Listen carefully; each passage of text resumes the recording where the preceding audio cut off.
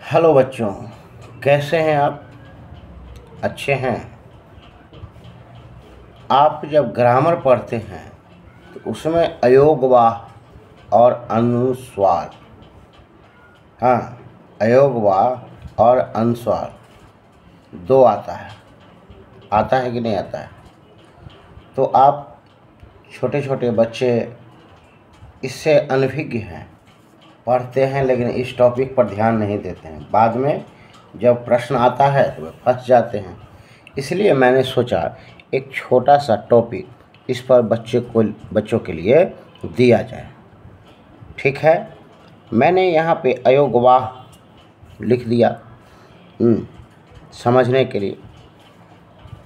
कहता है जो हिंदी वर्णमाला में, समझ रहे हैं, दो वर्ण अंग, हाँ, जिसको ये अनुस्वार कहते हैं, तथा विसर्ग,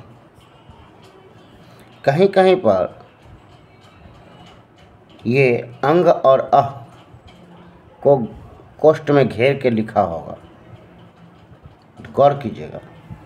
अंग और अह, अनुस्वार और ये अनुस्वार तथा ये विसर्ग।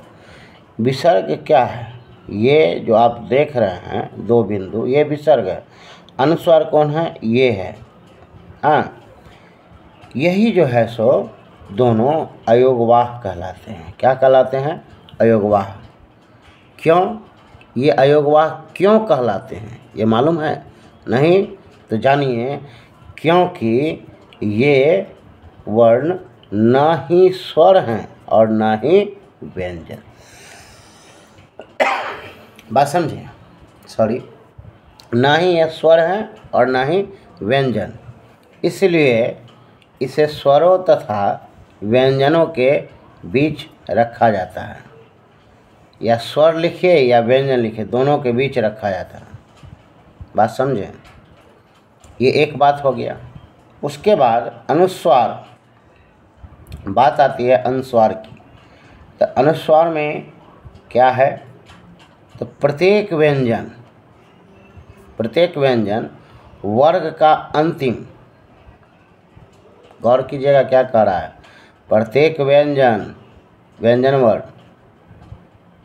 हाँ, का अंतिम पांचवा वर्ण, व्यंजन वर्ग का अंतिम पांचवा वर्ण।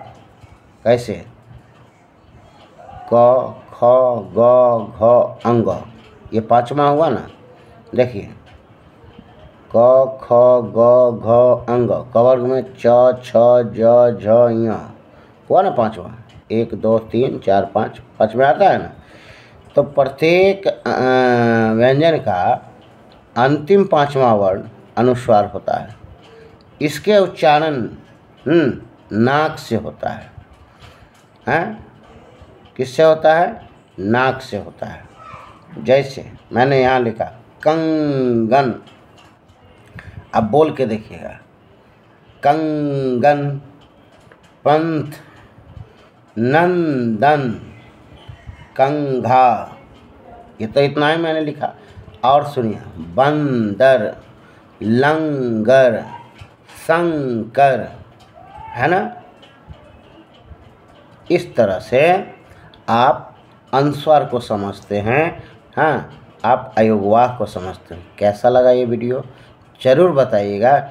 इसी तरह जो भी पॉइंट आपको व्याकरण में छूट गए हैं, सभी पॉइंट को एक एक को मैं क्लियर करूँगा, ताकि कहीं पर कोई दिक्कत ना रहे और आपके एग्ज़ाम में भी कहीं कोई दिक्कत ना हो। चलिए मिलते हैं अगले वीडियो में, तब तक के लिए बाय बाय बच्चों, बाय बाय।